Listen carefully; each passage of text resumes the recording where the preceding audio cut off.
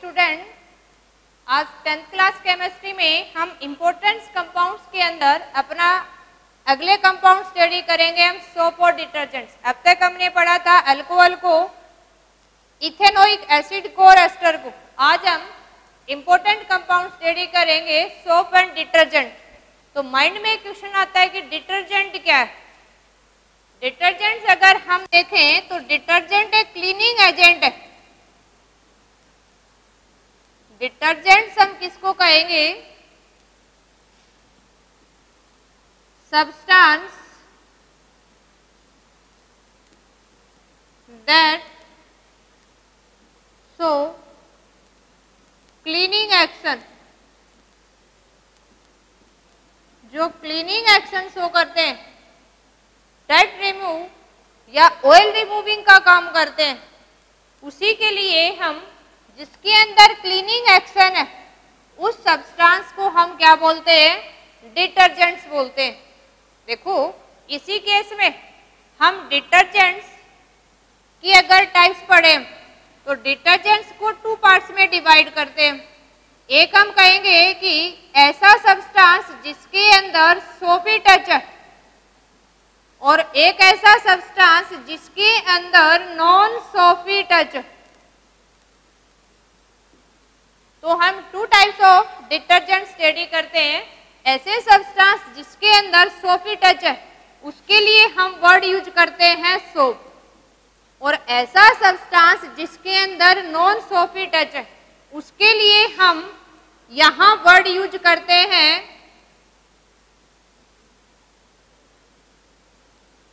सोपलेस, या सिंपल हम word use कर लेते हैं इसके लिए डिटर्जेंट। देखो जनरली डिटर्जेंट्स वर्ड उस सब्सटेंस के लिए यूज करते हैं जिसके अंदर क्लीनिंग एक्शन होता है। क्लीनिंग एक्शन मीन्स जो भी डर्ट है, गंदगी लगी हुई है, तेल लग गया है, धूल मिट्टी लगी है, ऐसा केमिकल जो कपड़े में से किसी भी सरफेस के ऊपर से उसकी धूल मिट्टी को उससे अलग कर रहा है। जैसे धूल मिट्टी है, गंदगी है, वो फैब्रिक कपड़े के ऊपर सरफेस पे स्टिक हो जाती है, उससे सरफेस से फ्री करने के लिए जो केमिकल हम यूज करते हैं उसको डिटर्जेंट्स बोलते हैं। अब डिटर्जेंट 2 तरह के हो सकते हैं। एक डिटर्जेंट जिसका सोपी टच है, आप देखेंगे जैसे घर में हम हर किसी को ही सोप बोलते हैं। अब उस जिसको आप साबुन बोलते हो, आप उसको टच करके देखोगे, एक के अंदर ऐसे टच करने से आपको स्लिपी लगेगा। आपने टच करके देख लेना, स्लिपी लग रहा है यानी आपकी उंगली आपस में फिसलेंगे एक दूसरे से, उसको हम सोपी टच बोलते हैं। और एक जिसके अंदर सोपी चिकना ना लगने की बजाय आपको सिंपल रफनेस महसूस हो तो उसको हम नॉन सोपी टच बोलते हैं। जिसके अंदर सोपी टच होती है उसके लिए हम सोप वर्ड यूज करते हैं, और जिसके अंदर नॉन सोपी टच है लेकिन क्लीनिंग एक्शन शो करता है उसके लिए या तो इसको सोपलेस सोप बोल देते हैं कई बार, क्योंकि एक जनरली क्वेश्चन बन जाता है यहाँ कि सोपलेस सोप कौन सा है, क्योंकि ये सोप की तरह काम तो करता है लेकिन सोप जैसा टच नहीं है इसमें अगर टच करके देखें, तो इसके लिए हम सिंपल वर्ड यूज करते हैं डिटर्जेंट। तो सिंपल डिटर्जेंट तो क्या है? कोई क्लीनिंग एक्शन शो करने वाला एनी सब्सटेंस। अब इसका अगर सोपी टच है तो उसके लिए सोप वर्ड यूज करेंगे, और नॉन सोपी टच है तो उसके लिए डिटर्जेंट वर्ड यूज करते हैं। दोनों में डिफरेंस क्या है? देखो केमिकली दोनों डिफरेंस है। ये तो आप फिजिकली उसको टच करके कैसे पहचानेंगे? ये तो आप इसको फिजिकली डिफरेंशिएट कर सकते हो। अगर फिजिकली आप डिफरेंशिएट करने की कोशिश कर रहे हो कि हम कैसे पहचाने कि सोप और डिटर्जेंट है, तो आप उसको टच करके पहचान सकते हो। अगर सोपी टच है तो सोप बोलेंगे, यानी आप उसको थोड़े से गिल्ले हाथ करके हाथ में ऐसे रगड़ के देखना है आपने, और रगड़ोगे तो अगर सोप यानी चिकना हो जाए आपकी उंगली, ऐसे फिसल रही है एक दूसरे के ऊपर से, तो कहेंगे सोपी टच। और अगर रफ लगे तो क्या कहेंगे? नॉन सोपी। और जिसमें सोपी टच आता है उसको सोप बोलेंगे, नॉन सोपी है उसको सोपलेस सोप या डिटर्जेंट वर्ड यूज करते हैं। केमिकली दोनों डिफरेंट है। अगर इसी को देखो हम केमिकली देखें, ये तो हमने फिजिकली देखा है, केमिकली दोनों में क्या डिफरेंट है? अगर सोप और डिटर्जेंट की बात करें हम केमिकली, तो आपने ध्यान रखना है सोप कंपाउंड में केमिकली अलग होता है। क्या होगा? देखो सोप की अगर बात करें तो सोप क्या है आपका? Long chain fatty acid of sodium और पोटासियम साल्ट। अब देखो एक वर्ड आता है यहाँ फैटी एसिड। फैटी एसिड का मतलब है हमने कार्बोक्सिलिक एसिड लेना है ना, एज ए फंक्शनल ग्रुप हमने पढ़ा था। Carboxylic acid means COOH functional group आएगा। ये लॉन्ग चेन यानी पीछे कितनी भी बड़ी चेन हो सकती है, ये R से रिप्रेजेंट कर रहे हैं। अगर कार्बोक्सिलिक एसिड से हमने सोडियम पोटासियम का साल्ट बनाया है तो उसको बोलते हैं हम सोप। सिंपली आपने ध्यान रखना है। और कार्बोक्सिलिक एसिड की जगह हम ये कहें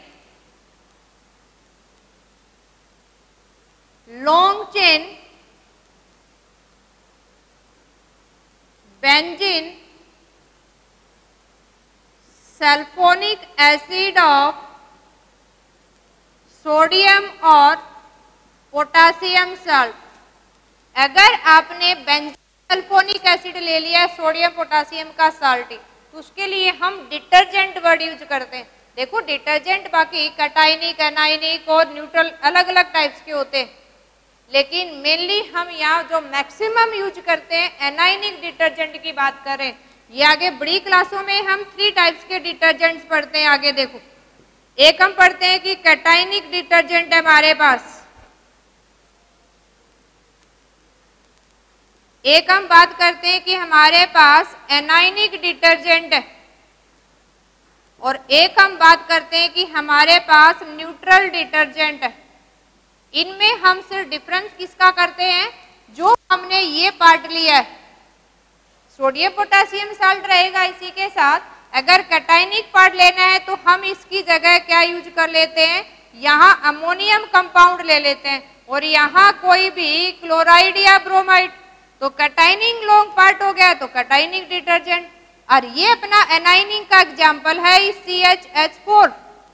अगर सल्फोनिक हम ले रहे हैं, देखो यहाँ ये जो आपका साल्ट होगा, यहाँ R चेन कितनी भी बड़ी सोडियम या पोटासियम साल्ट हम ले ले यहाँ, तो ये जो कंपाउंड होगा आपका जिसमें ये एनाइनिक पार्ट ये कैटाइनिक पार्ट है, तो कैसा हो जाएगा एनाइनिक डिटर्जेंट। और न्यूट्रल डिटर्जेंट की अगर हम बात करें तो ये कोई भी आपका R कितना भी बड़ा हो सकता है, ये कोई भी ईथर ग्रुप हो सकता है आपका, कोई भी आपका क्या हो सकता है, ईथर के अलावा एल्कोहलिक ग्रुप हो सकता है जिसमें कैटाइन एनाइन नजर ही नहीं आए, तो ऐसे कंपाउंड को तो हम क्या बोलते हैं डिटर्जेंट्स। ये कैटाइन एनाइन न्यूट्रल हम हायर क्लास में स्टडी करते हैं। अभी आपने याद रखना है कि सल्फोनिक साल्ट सोडियम पोटासियम का, उसके लिए क्या वर्ड यूज करेंगे हम, डिटर्जेंट।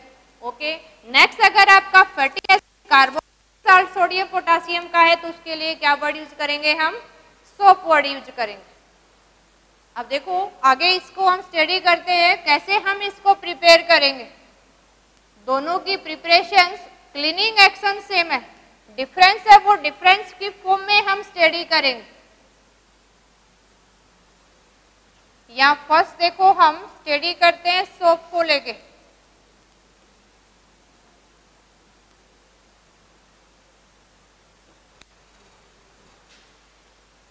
देखो यहाँ हम फर्स्ट ऑफ ऑल स्टडी करते हैं सोप। सोप किसको बोलोगे आप,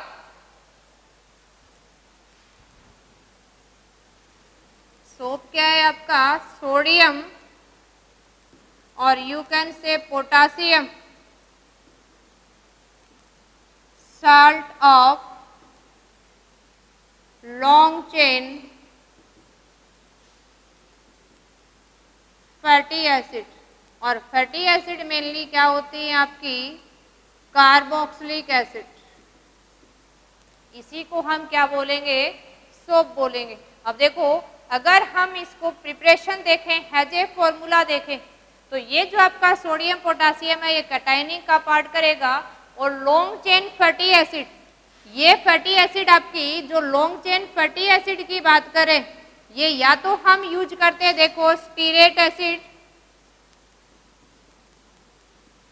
या हम यूज करते हैं पाल्मिटेट एसिड।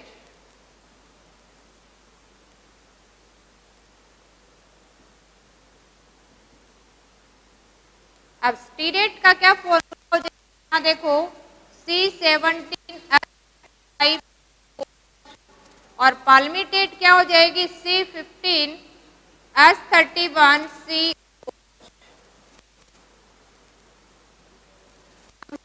साल्ट यूज करते हैं या पाल्मिटेट साल्ट यूज करते हैं। अब देखो सोप की प्रिपरेशन क्या करवाएंगे, यानी अगर हम ये कहें कि सोप क्या है, तो सोप कैसे प्रिपेयर करते हैं। देखो हमने कोई भी यहां जो कंसीडर करना है वो हम एस्टर ग्रुप लेते हैं। एस्टर को अगर किसी एल्कली से हाइड्रोलाइज कर दें तो हमें यहाँ क्या मिलता है, सोप प्लस ग्लिसरॉल। अब यहाँ बात करें आपकी एस्टर क्या है, ये फैटी एसिड। एस्टर क्या है अभी, फैटी एसिड है। और एल्कली क्या यूज कर सकते हो आप, एल्कली हम या तो पोटासियम हाइड्रोक्साइड यूज करते हैं या सोडियम हाइड्रोक्साइड, दोनों में से कोई भी। यानी आपने एल्कली के साथ फैटी एसिड को जैसे ही हम हाइड्रोलाइज करते हैं, हाइड्रोलाइसिस करेंगे तो हमें क्या मिलता है, सोप एंड ग्लिसरॉल। कई बार पूछ लेते हैं कि सोप का बाई प्रोडक्ट क्या है, तो इस रिएक्शंस में अपना मेन प्रोडक्ट तो क्या रहता है, सोप, और बाई प्रोडक्ट क्या है, ग्लिसरॉल है। और जो ये प्रोसेस हम स्टडी कर रहे हैं जिसके अंदर फैटी एसिड को अल्कली से हाइड्रोलिसिस करके सोप बना रहे, इस प्रोसेस को हम क्या बोलते हैं, saponification process. That process is known as saponification. तो कई बार आपसे पूछ लिया जाता है सिंपल स्टेटमेंट में कि डिफाइन सफोनिफिकेशन। तो सफोनिफिकेशन क्या है, hydrolysis of fatty acid by alkali to form soap and glycerol, that process is known as saponification. तो सिंपल आपसे डेफिनेशन पूछे तो रिएक्शन की फॉर्म में फॉर्मेट में दे सकते हैं, और हैज ए वर्ड अगर हम राइट करें तो क्या लिखेंगे, सफोनिफिकेशन क्या है, process of hydrolysis of fatty acid by alkali to give soap and glycerol. तो ये प्रोसेस अपना क्या हो जाएगा, सफोनिफिकेशन। अब हैज ए केमिकल रिएक्शन हम राइट करते हैं, देखो इस सफोनिफिकेशंस को, या आप सफोनिफिकेशंस को राइट कैसे करोगे,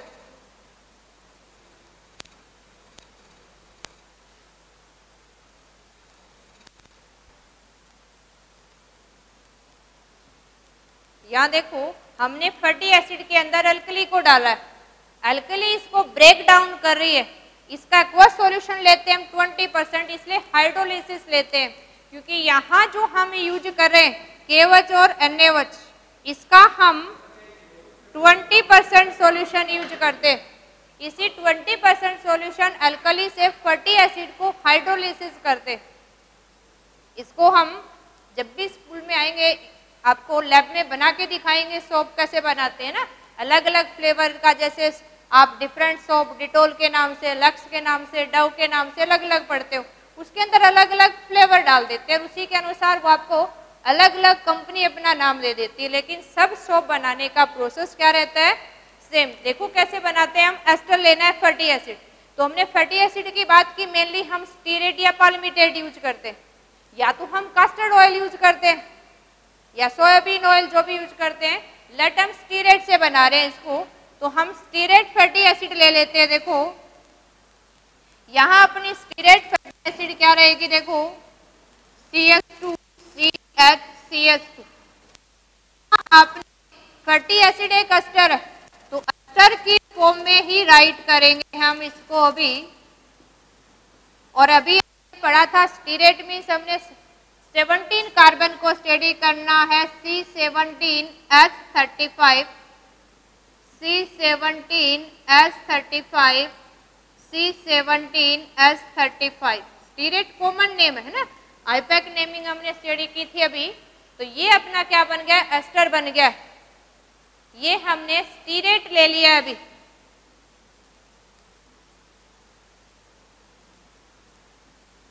एक फैटी एसिड, इसको हम सोडियम हाइड्रोक्साइड अल्कली के साथ रिएक्शन करवाते हैं। देखो यहाँ हमने इसके अंदर ऐड कर दिया है अभी सोडियम हाइड्रोक्साइड सॉल्यूशन। हम देखो यहाँ अपने जितने मोल है, यहाँ 3 मोल ऑफ सोडियम हाइड्रोक्साइड हमने डाल दिया। अब जैसे ही दोनों की रिएक्शन करवाते हैं, यहाँ जो अल्कली का आपने एक्वा सॉल्यूशन यूज किया है, ये इसको हाइड्रोलिसिस करेगा। आपकी अल्कली है तो हमें किसकी फॉर्म में मिलेगी, सोडियम और हाइड्रोक्साइड आयन में।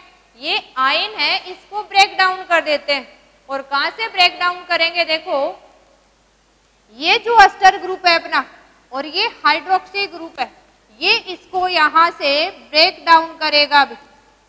और ये जो आपका एनायनिक पार्ट बच जाएगा, ये ऑक्सीजन के कंपेयर में carbon partially positive charge gain करेगा, नेगेटिव के साथ सोडियम जुड़ जाएगा और इस पॉजिटिव पार्ट के साथ क्या आ जाएगा, हाइड्रोक्साइड। और अपनी रिएक्शंस कंप्लीट करते हैं। देखो क्या हो जाएगी, अभी ये मेन प्रोडक्ट बन गया। देखो ये तीनों बार बार लिखने की बजाय एक साथ राइट कर देते हैं, C17H35 CO। और इस ऑक्सीजन नेगेटिव पार्ट के साथ अभी किसको अटैच कर दिया हमने, सोडियम। और ये अपना क्या बन गया है, सोडियम स्टीरेट सोप बन गया है। पहले हम कैटायन को राइट करते हैं, तो क्या राइट करेंगे, सोडियम स्टीरेट। और सोडियम स्टीरेट क्या है अभी, ये आपका सोप। अब इसमें 3 मॉलिक्यूल है आपके, तो हम यहाँ 3 मेंशन कर देते हैं। इसके साथ ये आ जाएगा हमारा यहाँ पे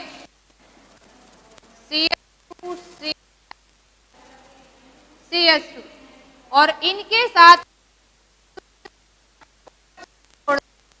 जब एक ही कंपाउंड में कंटिन्यू 3 कार्बन है और तीनों कार्बन के साथ OH है, तो इसके लिए हम वर्ड यूज करते हैं ग्लिसरॉल। और देखो अगर आईपैक नेमिंग करें हम इस कंपाउंड का, स्टीरेट है, ग्लिसरॉल है, ये तो कॉमन नेम है और अपने कंपटीशन एग्जाम में ज्यादातर इसी फॉर्म में पूछ लिया जाता है, इसलिए हम ग्लिसरॉल यूज करें। आईपैक नेमिंग पढ़ी है तो आप आईपैक नेमिंग भी कर सकते हो। कार्बन के लिए क्या वर्ड यूज करेंगे आप, प्रो। कार्बन कार्बन में सिंगल बॉन्ड है N, लेकिन देखो 3 के साथ है तो 1 2 3 और 3 आपके अल्कोहल मॉलिक्यूल है तो ट्राई और अल्कोहल के लिए ओल। लेकिन इतने बड़ा नाम लिखने की बजाय कि प्रोपेन 1 2 3 ट्राइओल, हम ग्लिसरॉल यूज करते हैं। तो आपने भी मेनली क्या याद रखना है, ग्लिसरॉल ही याद रखना है कि सोप का बाई प्रोडक्ट क्या है, ग्लिसरॉल है। और ग्लिसरॉल का आईपैक नेमिंग क्या है, 3 कार्बन के लिए प्रो, कार्बन कार्बन में सिंगल बॉन्ड N और तीनों कार्बन के साथ अल्कोहल है, फर्स्ट के लिए, सेकंड के लिए, थर्ड के लिए 3 है इसलिए ट्राई और अल्कोहल के लिए ओल। इसी के केस में ये हमारे पास क्या मिल गया, देखो सोप एंड ग्लिसरॉल। एक क्वेश्चन और पुटअप होता है इसमें कि ये जो हम सोप ऑब्टेन कर रहे हैं, सोप क्या है आपका, सोल्यूबल इन वाटर। इस सोप को हम क्रिस्टलाइन फॉर्म में लेके आने के लिए, यानी सोप किस फॉर्म में आ जाए, सॉलिड स्टेट में, हम इस सोप सॉल्यूशंस के अंदर ऐड कर देते हैं सोडियम क्लोराइड।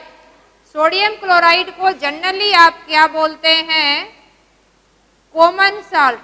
तो कई बार क्वेश्चन पूछ लिया जाता है कि कॉमन साल्ट क्यों डालते हैं, या इसको क्रिस्टलाइन करने के लिए, सॉलिड फॉर्म में लाने के लिए क्या कंपाउंड डालते हैं हम, सोडियम क्लोराइड। और जो इसको क्रिस्टलाइन फॉर्म में लाता है, जो इसको प्रॉपर शेप में लेके आता है, इंसोल्यूबल फॉर्म में लेके आता है। ये अपना क्या है, सोडियम क्लोराइड।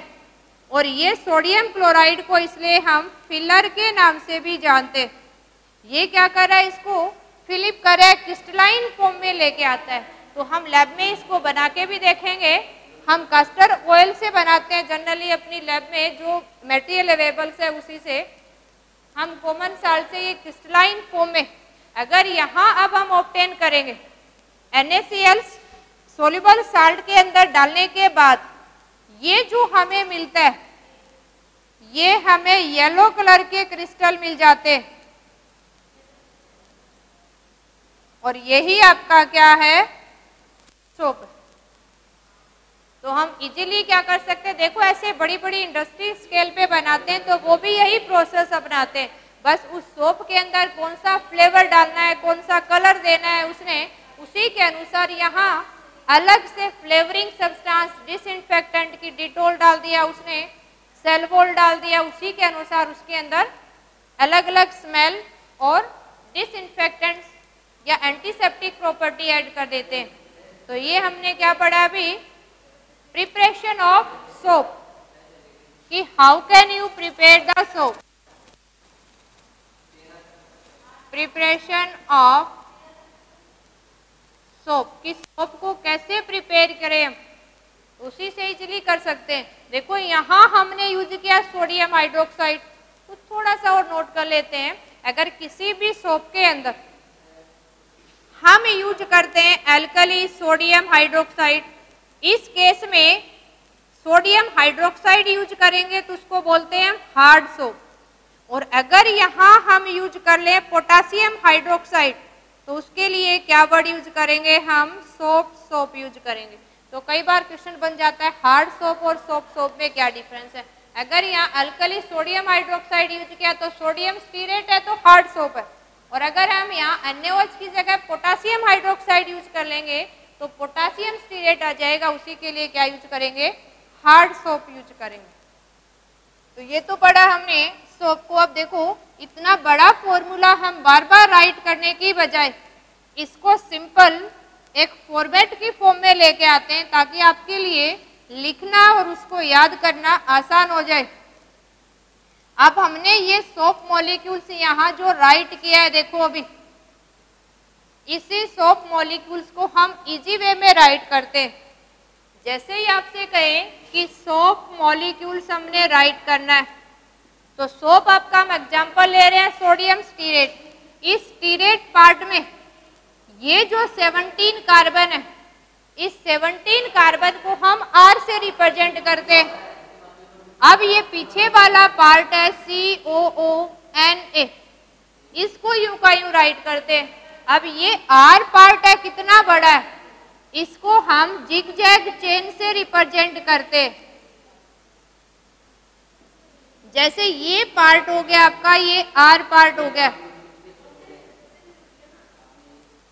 अब इस R पार्ट के अलावा ये कार्बोक्सिलेट पार्ट है, इसको हम रिप्रेजेंट करेंगे यूं का यूं। और ये क्या हो गया आपका, सोडियम। अब ये जो हाइड्रोकार्बन पार्ट हो गया,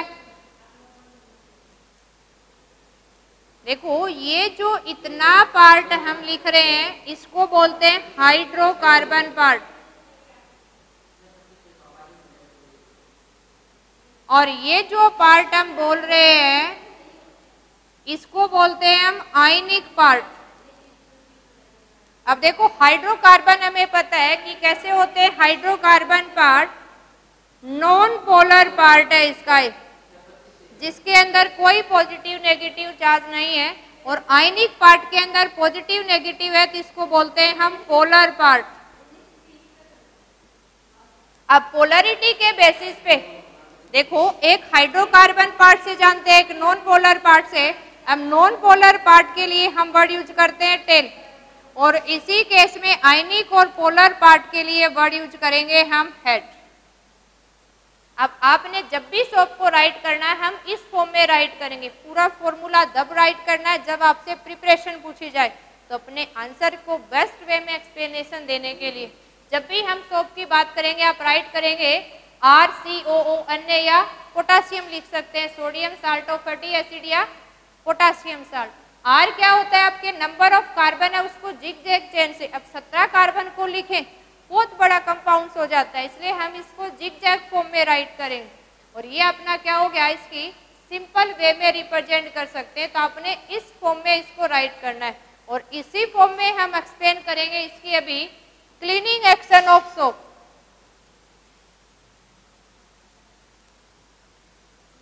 अब क्लीनिंग एक्शन को सोप को एक्सप्लेन करने के लिए हम इसको सिंपल फॉर्मूले की फॉर्म में एक्सप्लेनेशन देंगे। देखो हम एक्सप्लेन कर रहे हैं क्लीनिंग एक्शन ऑफ सोप कि क्लीनिंग एक्शन कैसे शो कर रहा है आपका। इस केस में देखो आप देख रहे हैं कि सोप के अंदर एक नॉन पोलर पार्ट और एक पोलर पार्ट, तो आप यहाँ देखेंगे, देखो जैसे ही आप सोप को वाटर के अंदर मिक्स करते हैं तो ये हमें एक सोल्यूबल मिक्सचर देता है।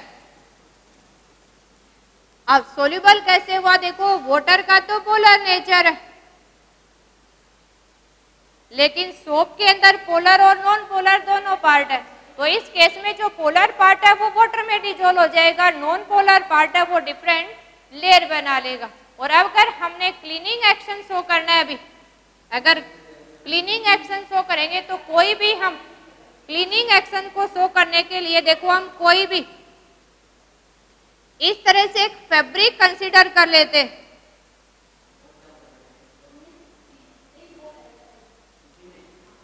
फैब्रिक को अगर ये कहें कि इसके अंदर कोई भी ऑयली डर्ट लगी है,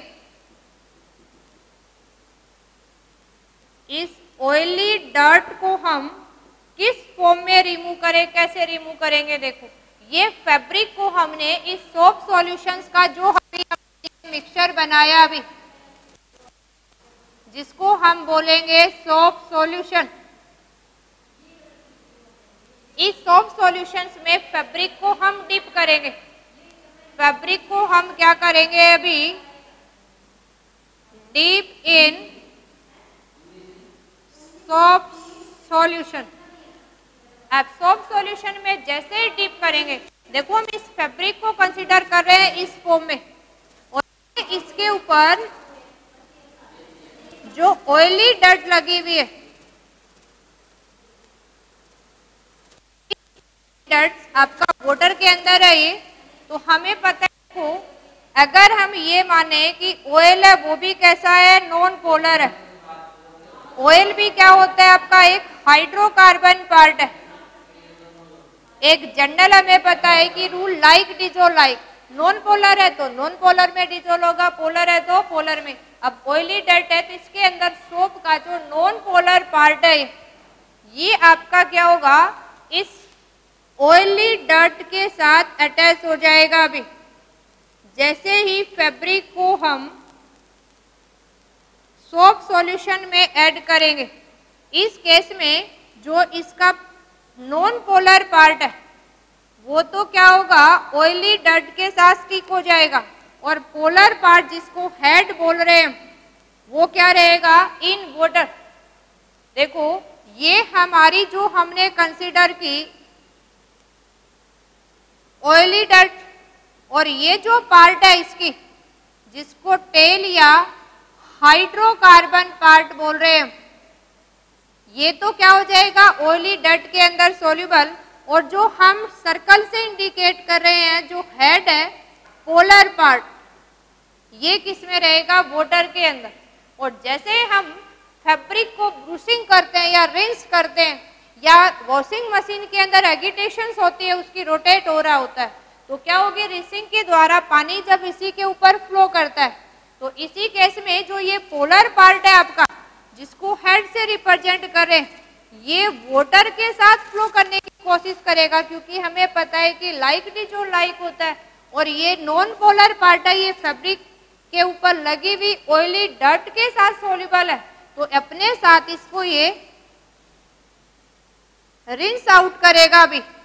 तो इस केस में देखो आपका फैब्रिक तो क्या हो जाएगा अभी, free from oily dirt.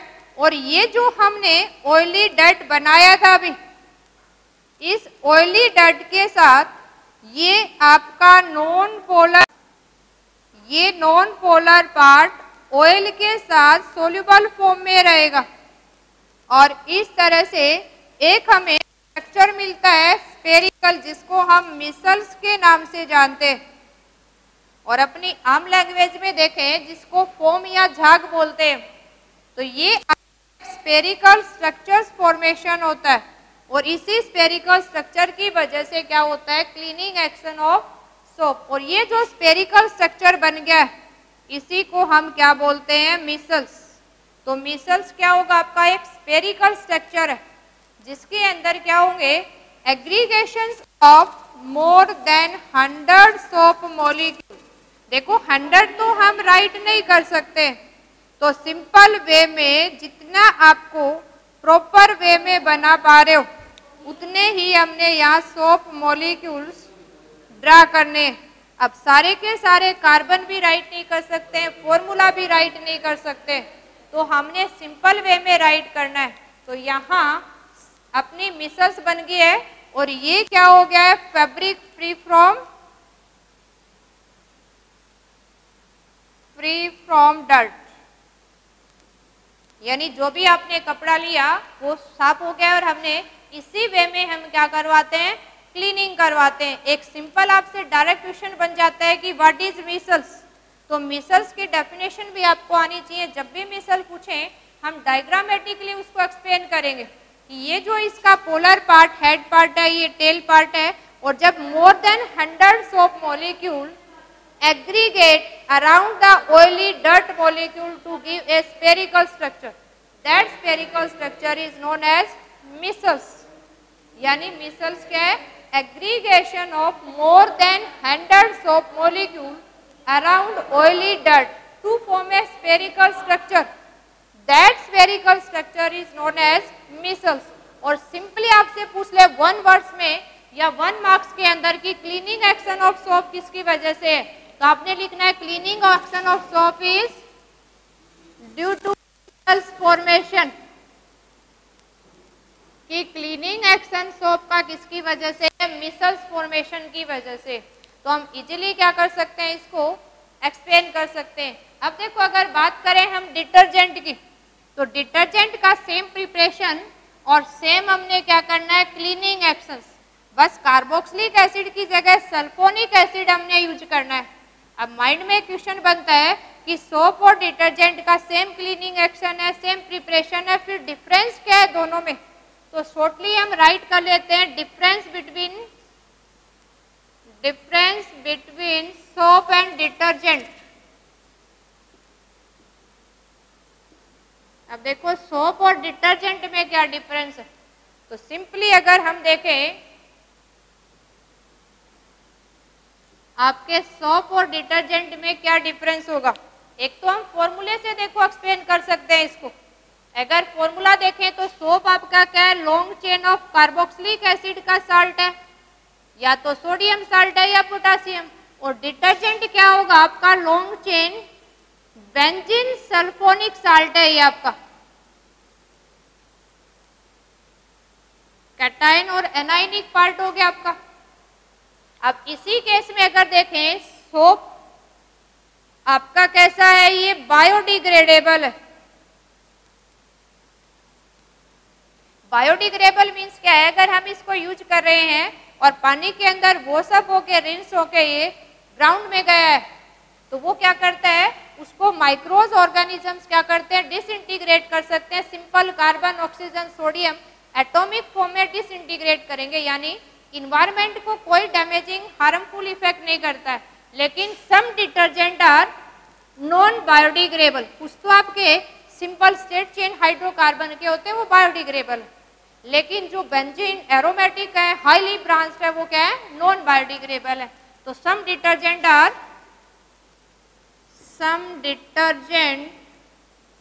Are non biodegradable.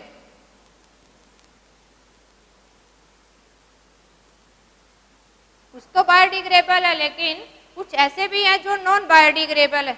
अब सिंपली बात करें अगर हम, तो सोप सिर्फ सॉफ्ट वाटर के अंदर क्लीनिंग एक्शन शो करता है, है ना, हार्ड वाटर में स्कम फॉर्मेशन देता है।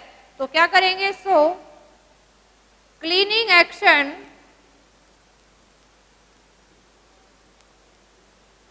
Only in soft water. और अगर डिटर्जेंट की बात करें तो ये क्या करता है, have good cleaning action, good cleaning action in both soft and hard water. देखो इस केस में चाहे सॉफ्ट वाटर है चाहे हार्ड वाटर है, तो हर तरह के पानी में हम डिटर्जेंट से अच्छे से कपड़े धो सकते हैं, या जिसकी भी हमने सफाई करनी है तो गुड क्लीनिंग एक्शन शो करता है। सिंपली ये देखें, अगर हम सोप फोम स्कम इन हार्ड वाटर, अब क्वेश्चन बन जाता है ये स्कम्स क्या होता है। स्कम क्या होता है, देखो सिंपली क्वेश्चन बन जाता है, आपसे डायरेक्ट पूछ लेते हैं व्हाट इज स्कम। ये स्कम क्या है, देखो ये भी ध्यान रखना है आपने। स्कम क्या है, पीपीटी है, इनसोल्यूबल मास है। और ये इनसोल्यूबल मास किसकी वजह से बनता है, जो हार्ड वाटर के अंदर कैल्शियम और मैग्नीशियम साल्ट है। यानी ये क्या बनेगा, insoluble mass of calcium and magnesium, इसी को हम क्या बोलते हैं, स्कम बोलते हैं। और यहाँ कोई स्कम फॉर्मेशन नहीं होगा, यहाँ सिर्फ क्या होता है, no scum formation even in hard water. यहाँ क्या होते हैं, गुड फ्रोथिंग एक्शन होता है इसका। तो ये हमने सोप और डिटर्जेंट से रिलेटेड पढ़ा। एक सिंपली देखो हम यहाँ वर्ड यूज कर रहे हैं, सॉफ्ट वाटर और हार्ड वाटर। तो सिंपली अगर हमने एक्सप्लेन करना है तो सॉफ्ट वाटर तो क्या होता है, drinkable water, water free from extra ions. देखो सॉफ्ट वाटर किसको बोलेंगे हम, ड्रिंकेबल वाटर, या ये कहें कि water free from extra ions, उसको सॉफ्ट वाटर बोलेंगे। और हार्ड वाटर किसको बोलेंगे, देखो हम जो वाटर कंटेनिंग एक्स्ट्रा आयंस, यानी हम ये कहें कि वाटर कंटेन एक्स्ट्रा आयंस। कई बार क्वेश्चन बन जाता है एक्स्ट्रा आयंस कौन से होते हैं, ये कैल्शियम, मैग्नीशियम के साल्ट, क्लोराइड या सल्फेट की फॉर्म में, या फिर कार्बोनेट साल्ट। अगर ये एक्स्ट्रा आयन प्रेजेंट है तो इसको हम बोलेंगे हार्ड वाटर, और फ्री फ्रॉम एक्स्ट्रा आयन है, ड्रिंकेबल वाटर है, तो क्या बोलेंगे, सॉफ्ट वाटर। ओके स्टूडेंट, ये हमने स्टडी किया अपना सोप और डिटर्जेंट्स। नेक्स्ट अपने एक्सरसाइज के लिए आपको क्वेश्चन मिलेंगे, आपने सोल्व आउट करके सेंड करना है उसको। Thank you.